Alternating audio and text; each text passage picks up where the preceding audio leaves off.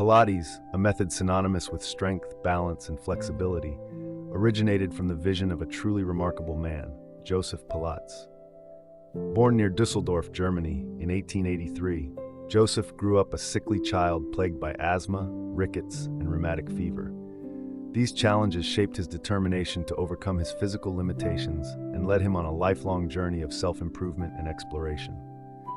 Inspired by his gymnast father, who embodied physical prowess, and his naturopath mother, who believed in the body's ability to heal itself, Joseph developed a unique approach to wellness that combined strength, movement, and mindfulness. From an early age, Joseph was determined to transform his health and body. By the age of 14, he had built himself into such a model of fitness that he posed for anatomical charts, a testament to his discipline and self-mastery. He immersed himself in a variety of physical disciplines, including gymnastics, yoga, bodybuilding, and martial arts. This fusion of Eastern and Western practices provided the foundation for the method we now call Pilates, which focuses on achieving harmony between mind and body. Joseph's innovative spirit emerged during one of history's darkest periods, World War I. While interned in a British camp for enemy citizens, he witnessed the toll poor living conditions took on the health of his fellow detainees. Refusing to succumb to passivity, he created exercise routines to keep his fellow inmates fit, emphasizing the importance of maintaining physical and mental health even in dire circumstances. For those too weak to leave their beds, Joseph demonstrated his ingenuity by attaching springs to the frames of hospital beds, enabling resistance-based rehabilitation. These makeshift machines were the precursors to the Pilates reformer, now a cornerstone of Pilates practice worldwide. In 1923, Joseph Pilates embarked on a new chapter in his life, emigrating to the United States. On his journey, he met Clara, a young nurse who would become his wife and lifelong collaborator. Together, they opened their first studio in New York City, where they introduced the world to what they called controlology. This method emphasized the mind's ability to control muscles, focusing on core strength, breath work, and proper alignment. Joseph believed modern lifestyles, marked by sedentary habits and poor posture, were the root cause of many physical ailments. His vision was to restore balance and vitality through precise, controlled movements that engaged both the mind and body. The New York studio quickly became a hub for dancers, performers, and fitness enthusiasts.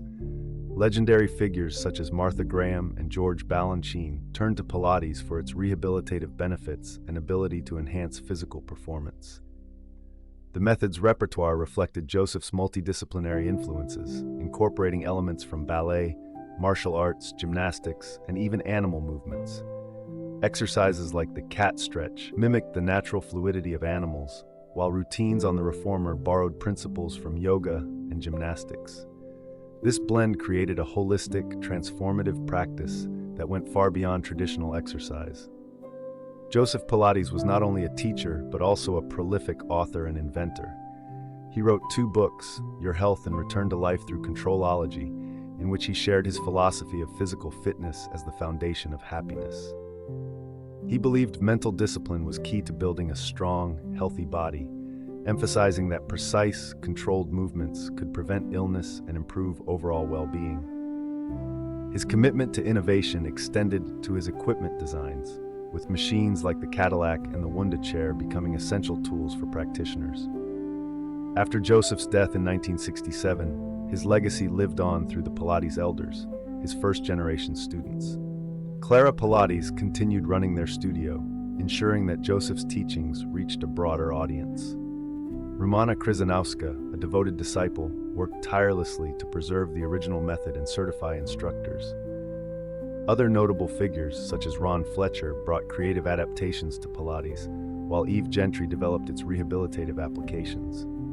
Carola Trier, one of Joseph's most trusted students, opened her own studio with his guidance, and Kathy Grant, one of the few directly certified by Joseph, became a pioneer in integrating Pilates into dance training. By the 1990s, Pilates evolved from a niche practice into a global phenomenon.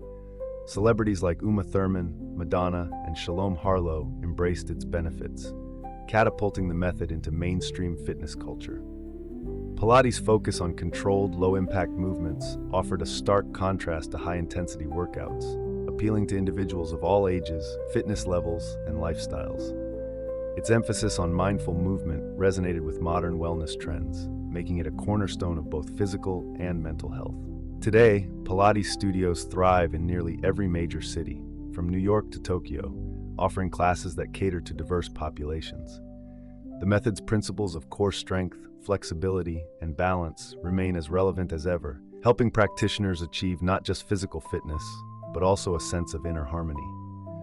Joseph Pilates' teachings have transcended time, carried forward by contemporary instructors and the lineage of the Pilates Elders. As Joseph once said, physical fitness is the first requisite of happiness. From its humble beginnings in a small New York studio to its current status as a global fitness movement, Pilates continues to inspire, heal, and transform lives, proving that the harmony of mind and body is a timeless pursuit.